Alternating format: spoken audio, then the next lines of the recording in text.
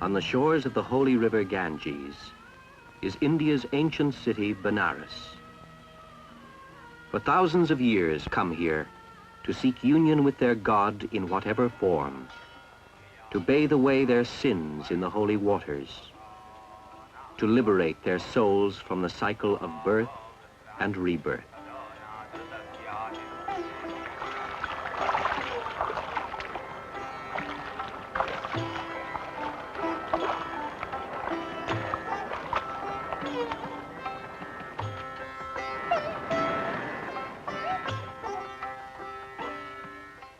Three 3,000 years ago, nomad tribes entered northwest India and conquered the native peoples. In the mixture of races, early Hinduism was formed from a host of cults and nature gods. They call him Indra, Varuna, Agni, but he is one to whom sages give many titles. The teachings of Hinduism have been passed on in sacred scriptures, the Vedas, the first of them known more than 3,000 years ago.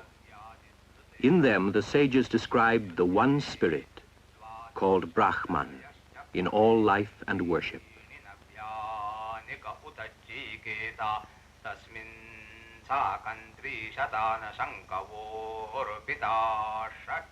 In the Vedas began the idea of the genesis of the world as a divine order, the Brahman, to be renewed by religious ritual.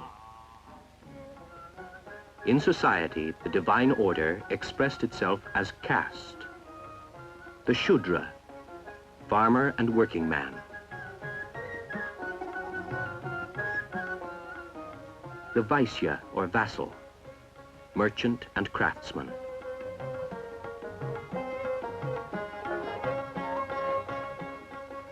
The Kshatriya, or noble, warrior, leader, and ruler.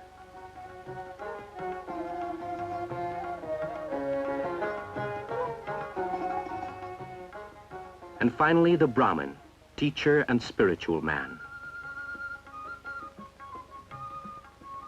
In the 6th century BC, two reforming religions challenged the Hindu teachings of caste.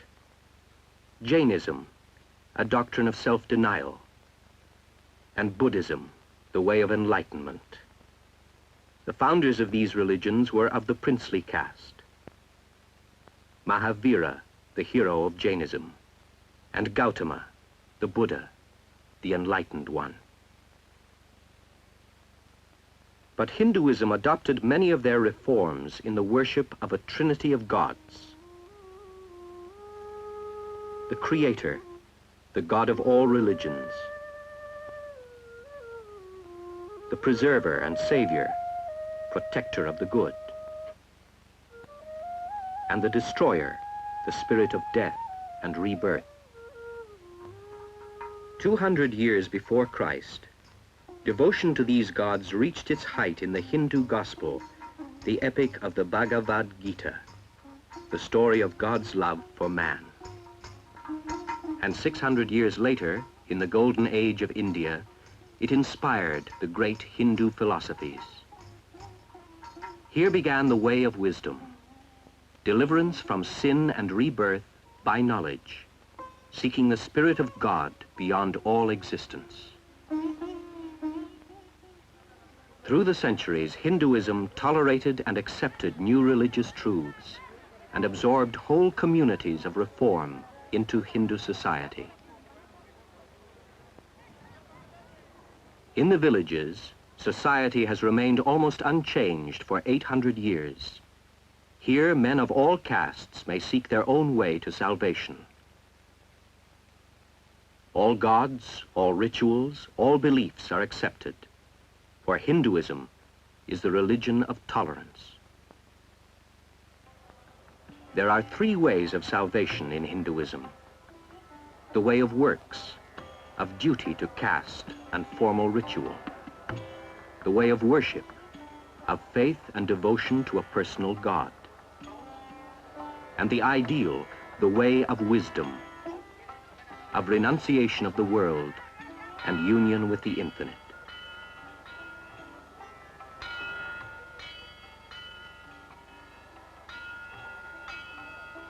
God, Brahman, is the essence of all religion. But God is not a person. God is the spirit in all things. It is in all action, all self, all being, in men, animals, plants. So for the Hindu, all life is sacred, but the world is a place of darkness and sin. The Spirit of God is divided. Each being, each self, is ignorant of its divinity. This is the message that the holy men carry with them. Man's worth is in his awareness of divinity, and the rules of life are set to bring him to union with the universal spirit. If a man has lived a good life, he will be reborn closer to the infinite. But he will be reborn a lesser being, even an animal, if he was sinful. No deed done can be undone. Man must attain purity through duty, self-surrender, service to the gods and to his fellow man. Thus all men, all castes, have their duty to each other and to the deity.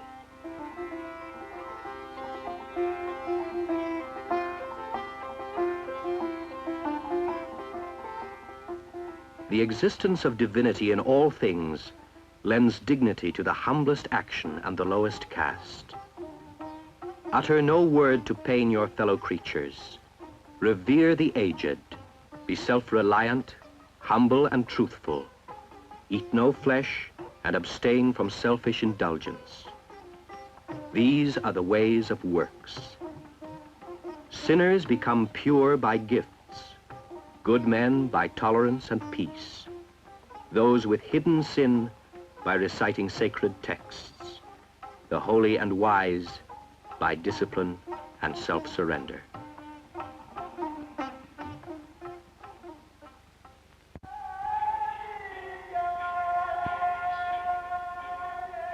To millions of Hindus, however, God is not an impersonal spirit, but a personal deity, a savior. For centuries, this faith has inspired Hindu art, literature, music, and the dance. Behind the crowd of images, behind all the deities, is the universal Godhead. It is the creator. It is the preserver. It is the destroyer. The Absolute takes many forms. It is good and evil, male and female, God and goddess.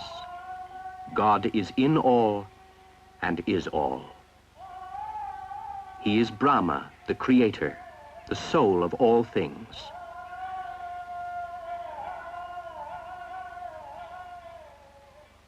He is Vishnu, the protector of the good, a loving savior who comes down to earth in every age to lead mankind. He is Shiva, the destroyer, the immortal god of fertility and rebirth, the dancing god who makes the world his sport. Shiva is worshipped in the great yearly pilgrimage at Amarnath in the Himalayan mountains. Here, say the myths, he revealed the secret of immortality to his wife, Parvati. From his cave flow the waters of the holy Ganges. Though some literally worship his idols, to many Hindus the pilgrimage is a symbol of man's spiritual search, the search for union with the God who is felt in the fall of the leaf, in disease and death, in the cycles of generation and rebirth.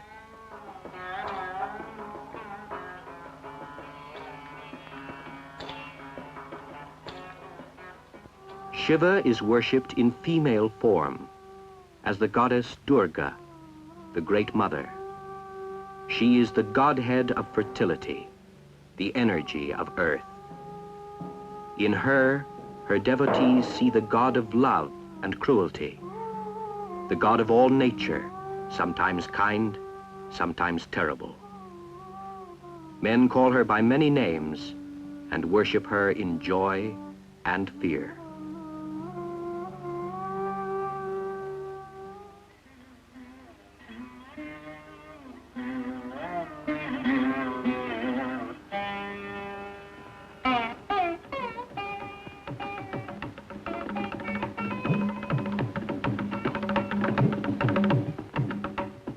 The worship of the Great Mother goes back to the dawn of history. This is popular Hinduism, and it includes the worship of thousands of village goddesses and sacred objects.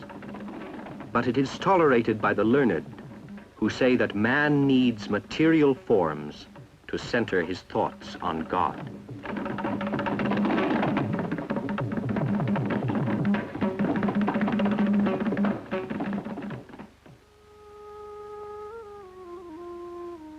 Millions of other Hindus worship Vishnu, the god of love, who becomes a savior incarnate in every age, as Krishna, as Rama, as the Buddha.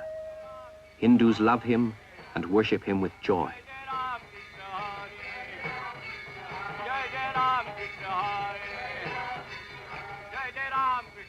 Praise be to Rama, to Krishna, to the Lord of Lords, they sing.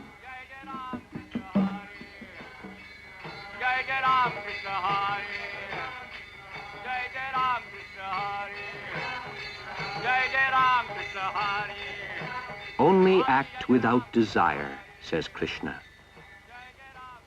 Each man is condemned to action, but by indifference to the self, to honor and shame, to pleasure and pain, we reach true purity.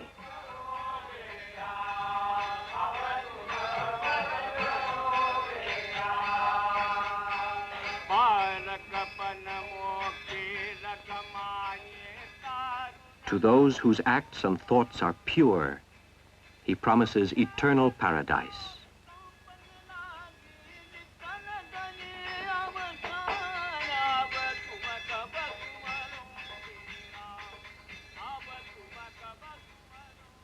For Hindus, there is an ideal way of salvation, the way of wisdom. It begins with the life of the student, who goes to a teacher to study the sacred books. He wears the mark of his sect on his forehead. He must beg his food. He must practice the way of works, the duties of caste and religion. Then he may return to his family and marry. He becomes a householder and citizen, living the life of the world, praying for his ancestors, expiating all sins committed against living things. But if he feels a vocation beyond the way of works and devotion, he may renounce the world and become a hermit. He becomes indifferent to all that he loved. He renounces worldly objects. He seeks the God of gods in whom no opposition exists. At last he becomes a holy man, freed from the world of illusion and rebirth, seeking final liberation, absorption in the infinite. Let him not desire to live. Let him not desire to die. Let him wait for his appointed time, as a servant waits for the payment of his wages. In deep meditation, let him recognize the subtle nature of the Supreme Soul and its presence in all living. He who has given up all attachments reposes in God alone. He attains the eternal Brahman.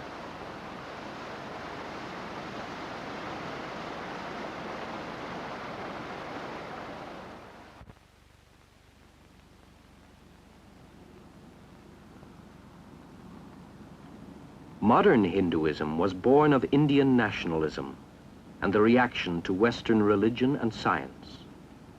Now, for millions of Hindus, there is a renaissance of social reform and missionary activity. There has been a return to the spirit of true tolerance in the reform of the caste system. Untouchability is now illegal, and Hindus of all castes may live and eat together. Believing that God is in all religion, Hindus respect the teachings of other faiths. As water is called by different names, so the one God is called by different names, and his incarnations, Krishna, Buddha, Christ, are to the absolute as waves to the ocean. Believing that God is in all life, Hindus are led to their highest moral principle, nonviolence, love and respect for all living things, especially the cow, the very symbol of unselfishness and charity. The cow, said Gandhi, is a poem of pity. She is mother to millions of Indian mankind. It is in this spirit that Hindus of all faiths practice love, charity, and unselfishness. By charity towards others, they seek union with God in this world of exile and suffering. They dispel the illusion that each soul is separate and alone.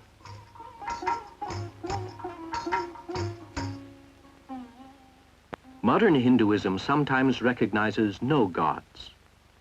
More often, it believes in the fatherhood of God and the brotherhood of man. It rejects the abuses of caste. It rejects temples, priests, and images, and turns to study of the scriptures, tolerance, missions, and reform. But for hundreds of millions of Hindus, God is a personal being who has come down in many forms for love of his devotees, and for them, ritual worship is the beginning of wisdom.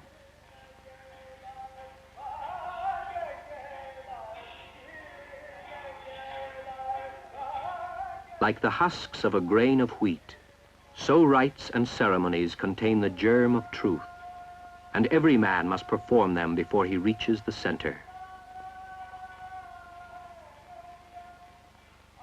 I, Lord Krishna, say unto you, he who full of deepest devotion neither loves nor hates, desires nor despairs, and has renounced equally pleasure and pain, is dear to me. He who makes no distinction between friend and enemy, honor and shame, heat and cold, and who unremittingly shuts his heart to the world, is dear to me. When the fire of greed is out, and the smoke of desire rises no longer, then shall man know that God is everywhere, and that there is no other.